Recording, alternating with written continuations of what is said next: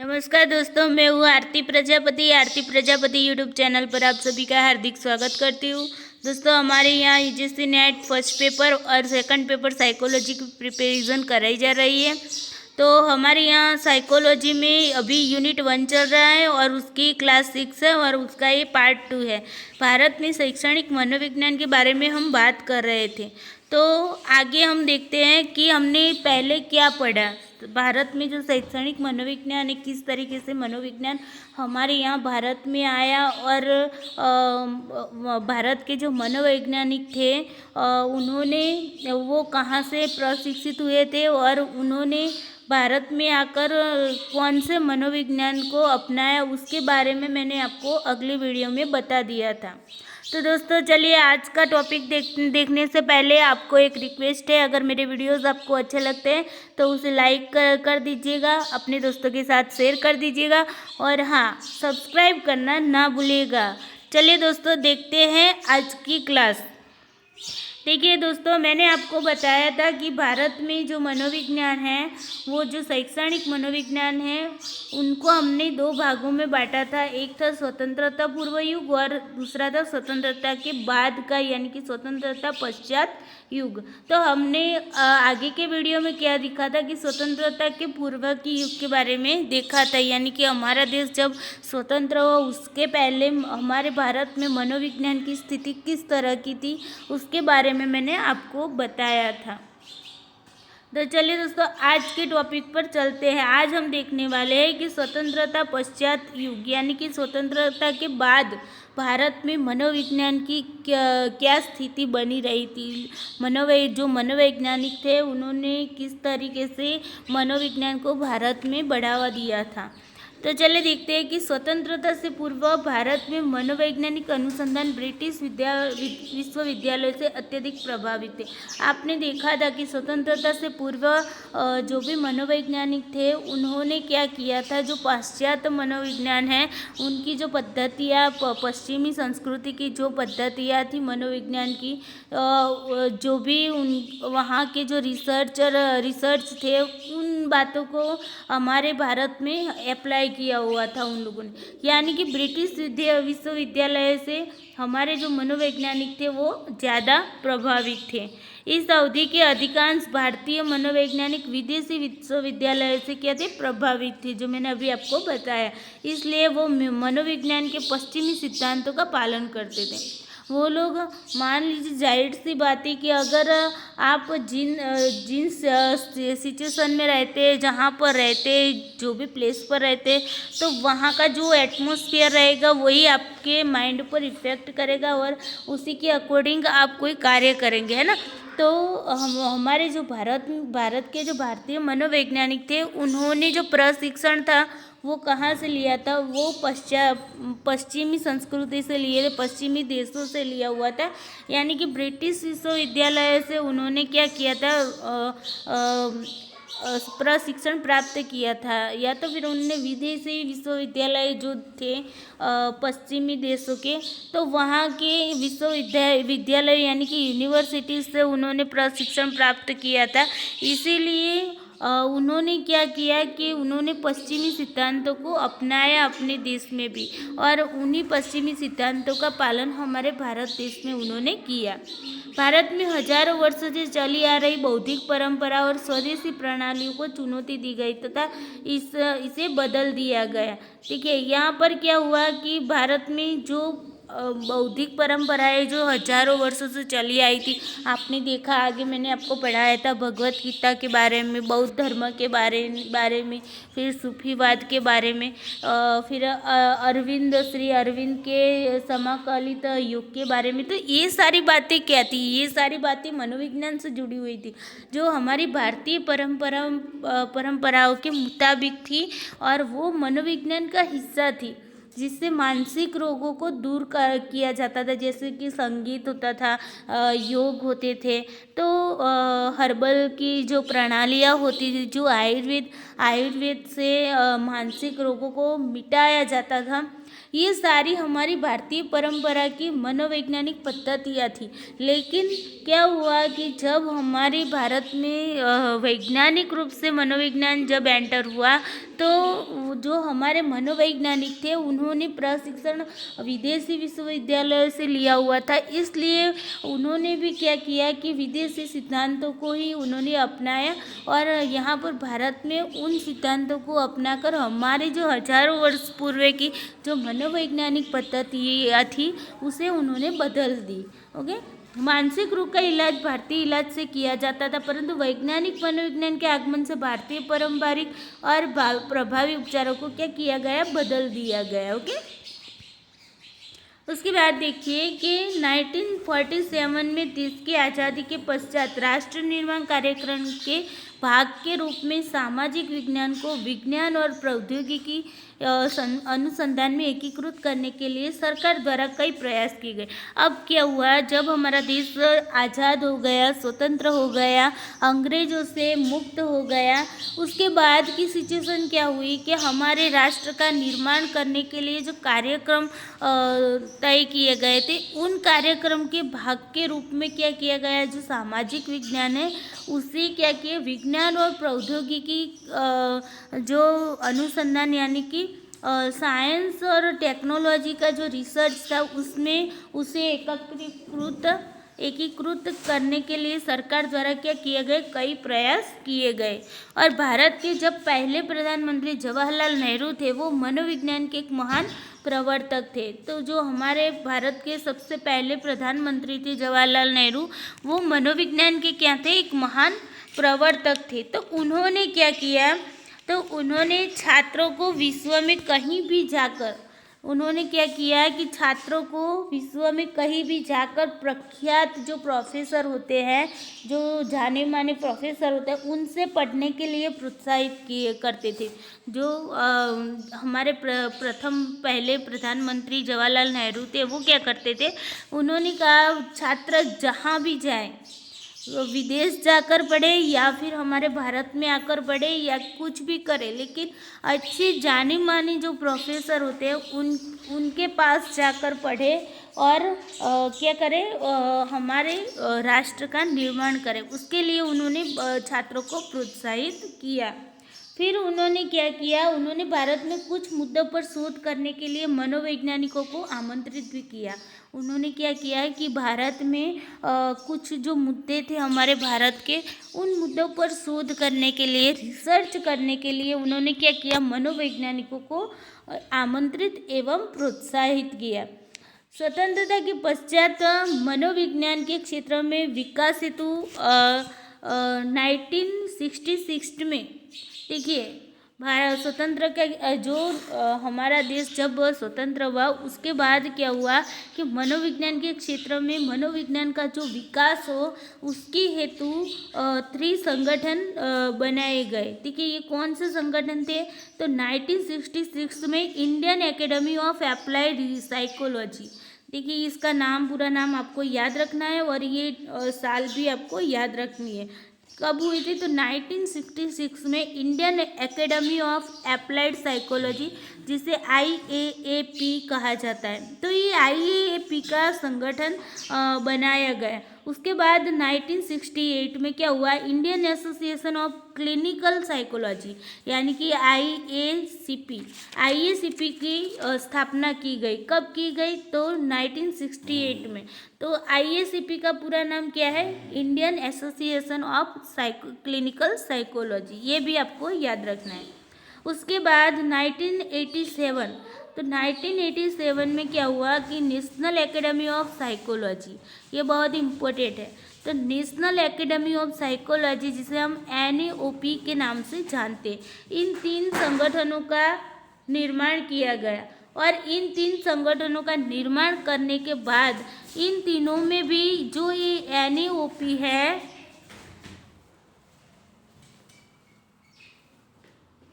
जो NAOP है, उन ये तीनों का क्या था, अलग अलग जनरल था। उन तीनों का जनरल जो था वो क्या था, अलग अलग था।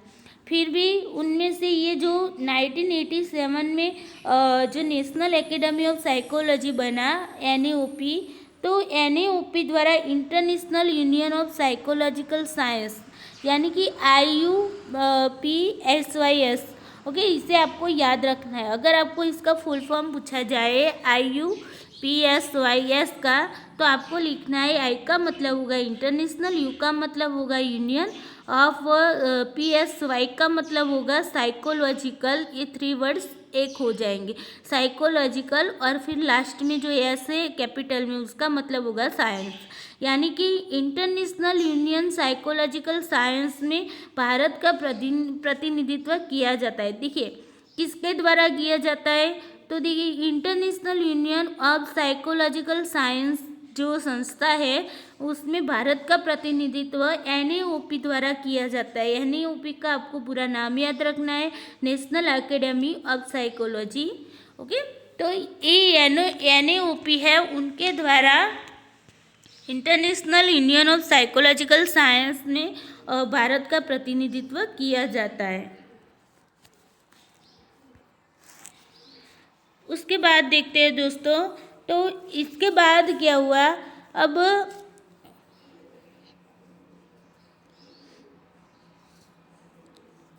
अब Indian council of social science research ICSSR, ये नाम भी आपको याद रखना है। इसका फुल फॉर्म या तो पूछा जाएगा, तो इसका फुल फॉर्म भी आपको याद रखना है ICSSR, यानी कि Indian council of social science research. Okay, Indian council of social science research. अब ICSSR ने 1972 में survey of research in psychology का प्रकाशन किया। क्या किया, जो ICSSR है उस संगठन ने 1972 में survey of research in psychology का क्या किया, प्रकाशन किया। अब देखिए ये प्रकाशन क्यों किया, तो उसका जो हेतु था वो क्या था कि भारत में जो मनोविज्ञान में होने वाले जो शोध है उन शोधों की एक समन्वित व व्यापक तस्वीर पेश करने के लिए।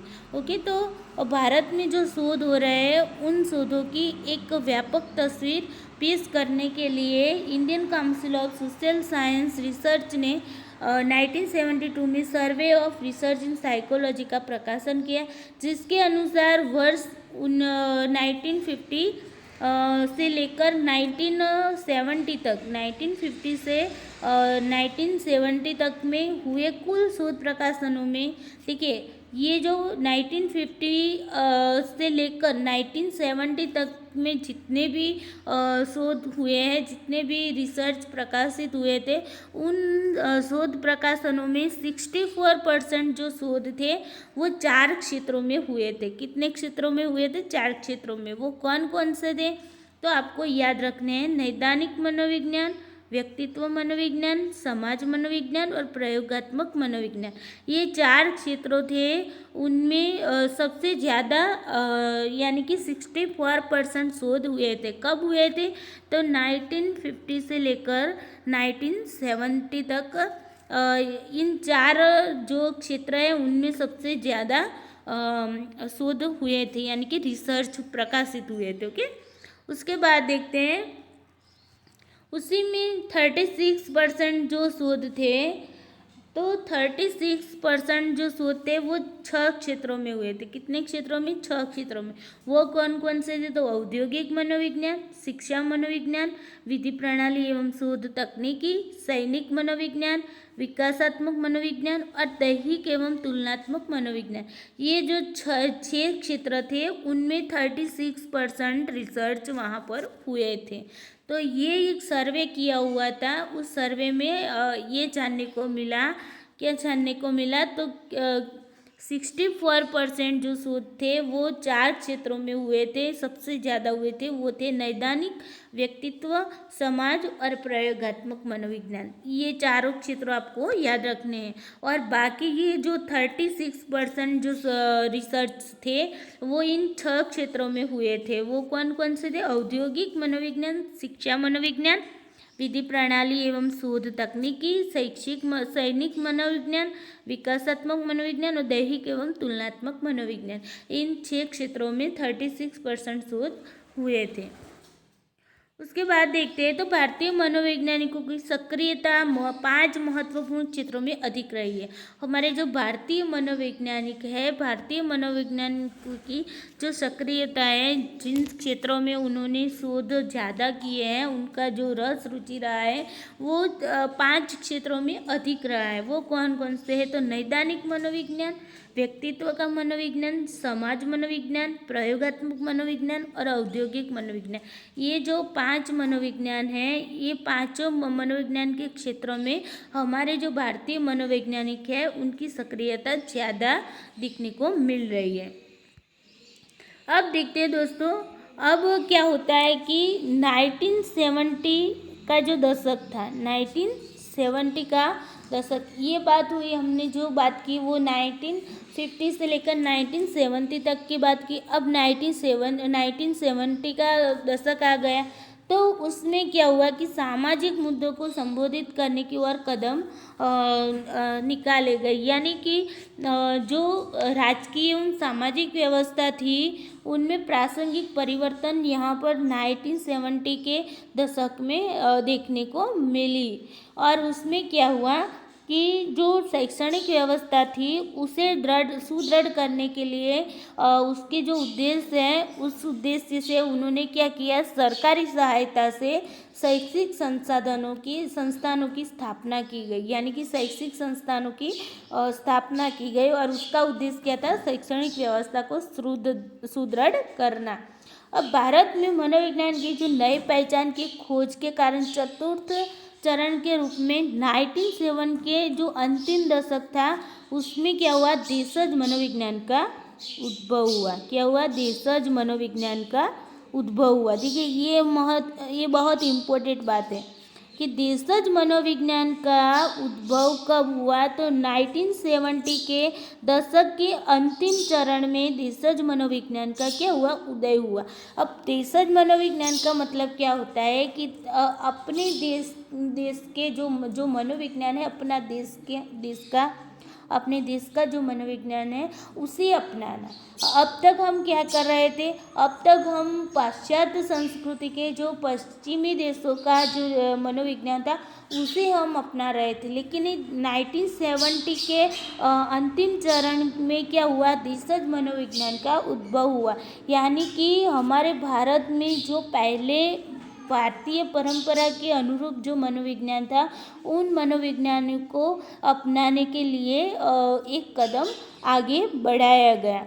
अब इसमें क्या होता है कि जो कुछ मनोवैज्ञानिक थे वो क्या कर रहे थे, जब पश्चिमी से वो लोग शिक्षा प्राप्त करके यहाँ पर आते थे हमारे भारत के मनोवैज्ञानिक, तो वो क्या करते, पश्चिमी मनोविज्ञान का उन्होंने क्या किया, पश्चिमी मनोविज्ञान को अपनाया, उनकी विधियों को अपनाया, रिसर्च भी उसके अकॉर्डिंग वो लोग करते थे। लेकिन अब क्या हुआ है, अब ये हुआ कि अब हमारे देशज मनोविज्ञान के अंतर्गत हमारे भारत की जो संस्कृति है, भारत की जो विधियाँ है उसे अपनाने की और उन्होंने एक कदम आगे बढ़ाया।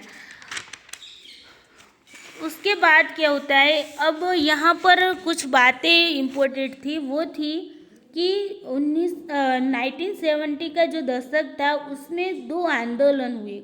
क्या हुए? 2 आंदोलन हुए। अब उन आंदोलन के बारे में थोड़ा सा आपको बता देती हूँ।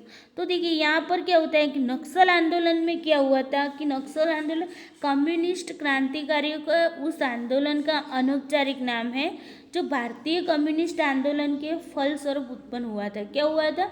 ये जो नक्सल आंदोलन है वो कम्युनिस्ट क्रांतिकारियों के कारण उत्पन्न हुआ था। और उसमें क्या था कि पश्चिम बंगाल के जो दार्जिलिंग जिले के पश्चिम बंगाल का जो एक जिला है उसका नाम क्या है, दार्जिलिंग। तो दार्जिलिंग जिले का एक छोटा सा गांव है जिसे नक्सलबाड़ी के नाम से जाना जाता है। तो ये जो नक्सलबाड़ी गांव है उसके नाम पर से ये नक्सलवाद नाम पड़ा था। तो वहाँ पर क्या था, जहाँ साम्यवादी विचारधारा से प्रभावित एक नेता थे, वो थे चारू मजूमदार। तो उनका नाम क्या था? चारू मजमूदार। ओके, मजमूदार। अब देखिए, ये चारू मजमूदार थे और एक दूसरा नाम था कानू सन्याल। क्या नाम था? कानू सन्याल। ये जो चारों मजमूदार थे और कानू सन्याल थे, उन्होंने 1967 में राज्य सरकार की नीतियों के खिलाफ एक सशस्त्र आंदोलन की शुरुआत की। ठीक है, ये जो चारों मजमूदार थे और कानू सन्याल थे, उन्होंने क्या किया? 1967 में जो राज्य सरकार थी, उनकी जो नीतियाँ थी, उनके खिलाफ उन्होंने सशस्त्र आंदोलन की शुरुआत की। और इनका मानना ये था कि भारतीय किसानों एवं श्रमिकों की दुर्दशा के लिए सरकारी नीतियाँ मुख्य रूप से जिम्मेदार हैं। और उन्होंने इसी वजह से उन्होंने ये भी कहा कि जो भारतीय जो किसान हैं, जो श्रमिक लोग हैं, उनकी जो दुर्दशा है, उन दुर्दशा के लिए सरकारी नीतियाँ क्या है? जवाबदार है। और इसी वजह से उच्च वर्गों का शासन तंत्र क्या हुआ है? स्थापित हो गया है। ये इन लोगों का मानना था, चारू मजमूदार और कानू सन्याल का मानना था। तो उन्होंने 1967 में नक्सलवादियों ने क्या किया? कम्युनिस्ट क्रांतिकारियों की एक अखिल भारतीय समन्वय समिति बनाई। क्या बनाई? एक अखिल भारतीय समन्वय समिति बनाई। और इन विद्रोहियों ने औपचारिक तौर पर क्या किया? स्वयं को भारतीय कम्युनिस्ट पार्टी से अलग कर दिया। जो भारतीय कम्युनिस्ट पार्टी थी, भारतीय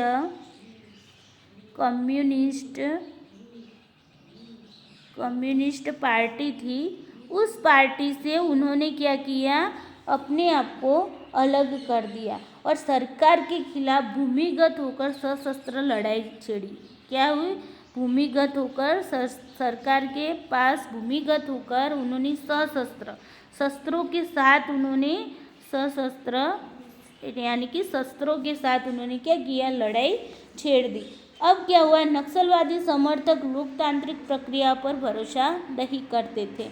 उनका मानना था कि लोकतंत्र में चुनी गई जो सरकार है, वो पूंजीपतियों के हित में काम करती, यानी कि जो लोग पैसेदार हैं, उन पैसेदार लोगों के हित में ही वो सरकार काम करती है, जिसमें किसान, श्रमिक और आर्थिक रूप से जो लोग पिछड़े वर्गों के होते हैं, उनका कल्याण नहीं होता। ये मानना था उन नक्सलवादियों का।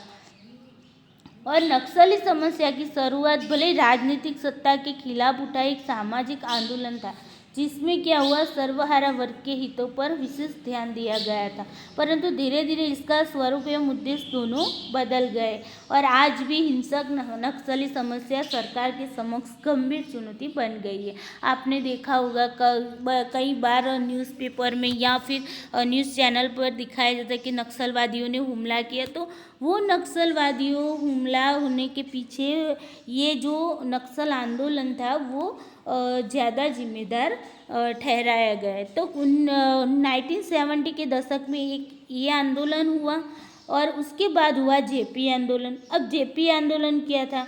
यहाँ पर राज्य सरकार की नीतियों के खिलाफ था। तो यहाँ पर क्या था? तत्कालीन केंद्र सरकार की नीतियों के खिलाफ यहाँ पर आंदोलन किया गया। अब जेपी आंदोलन क्यों नाम पड़ा? तो जयप्रकाश नारायण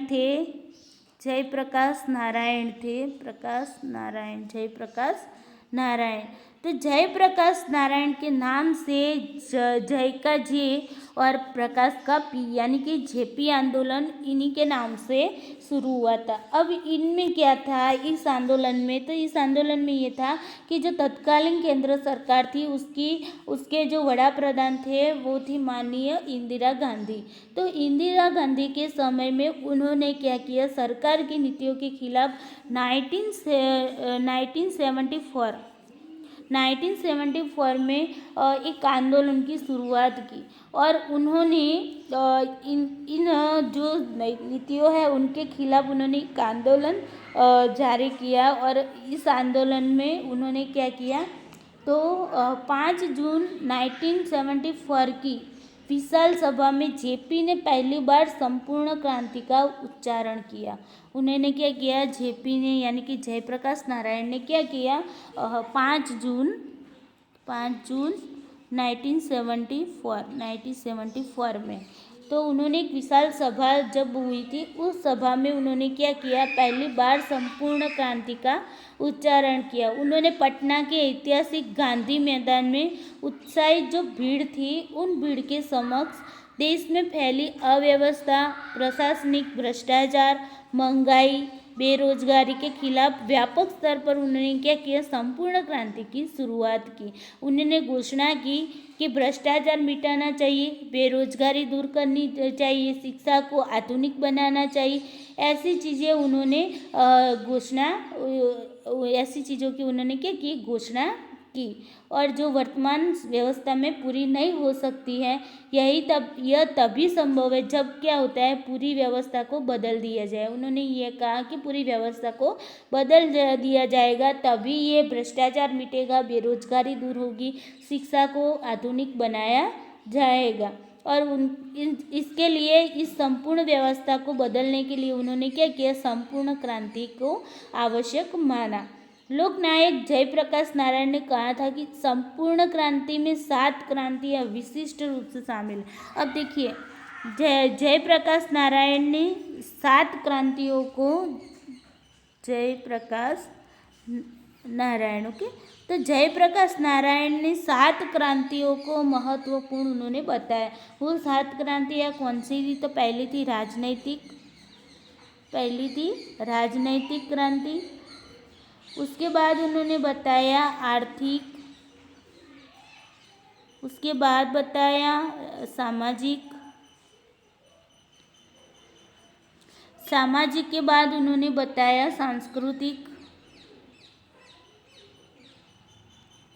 सांस्कृतिक के बाद उन्होंने बताया बौद्धिक के बाद उन्होंने बताया शैक्षिक, और शैक्षिक के बाद उन्होंने 7वीं क्रांति बताई, वो आध्यात्मिक। तो उन्होंने क्या कहा कि ये जो 7 क्रांतियाँ हैं, ये 7 क्रांतियाँ विशिष्ट रूप से यहाँ पर क्रांति, इसमें संपूर्ण क्रांति होनी चाहिए। तो उन्होंने जो संपूर्ण क्रांति का शब्द दिया था, उन संपूर्ण क्रांति में उन्होंने 7 क्रांतियों को बताया था। कौन कौन से, राजनैतिक, आर्थिक, सामाजिक, सांस्कृतिक, बौद्धिक, शैक्षिक और आध्यात्मिक।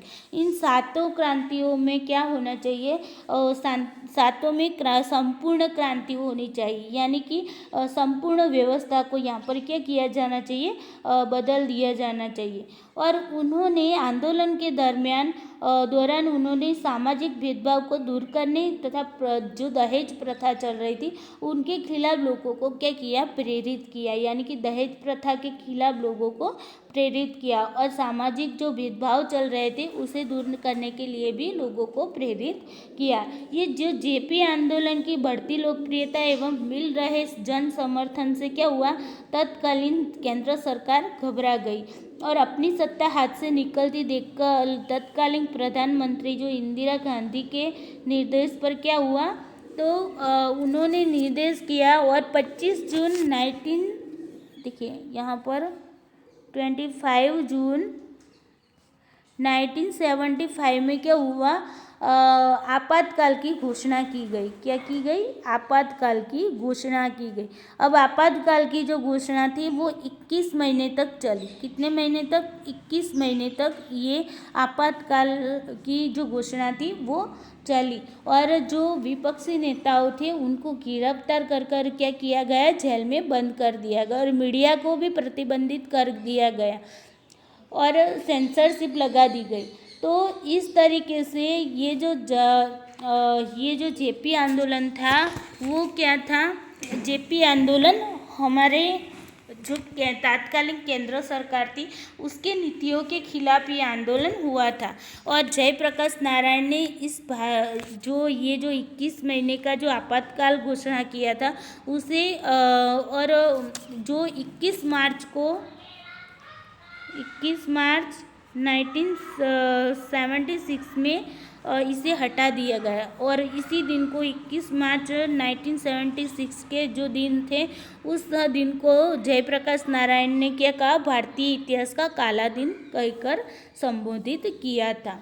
तो ये थी नक्सल आंदोलन के बारे में बात और जेपी आंदोलन के बारे में बात, जो जिसके कारण जो समाज में जो परिवर्तन आया था उस परिवर्तन के लिए ये आंदोलन भी काफ़ी जिम्मेदार माने जाते हैं और मनोविज्ञान का भी इसमें ज़्यादा मनोवैज्ञानिक थे, हमारे मनोवैज्ञानिकों ने भी इसमें सहभागीदारी दिखाई थी। अब अभी हमें देखना है 1980 का दशक देखना है, उसके बाद 1990 का देखना है और उसके बाद हमें देखना है 2000 का और फिर 21वीं सदी का जो भारत है उसमें शैक्षणिक मनोविज्ञान का किस तरीके से अनुप्रयोग हुआ है उसके बारे में हम अगले वीडियो में बात करेंगे। तो दोस्तों आज का ये वीडियो आपको पसंद आया होगा, अगर पसंद आए तो इसे लाइक करना ना भूलें और अपने दोस्तों के साथ शेयर करना ना भूलें और इस चैनल को सब्सक्राइब करना ना भूलें। आज के लिए इतना ही, कल हम देखेंगे आगे का। ओके, चलिए, थैंक यू।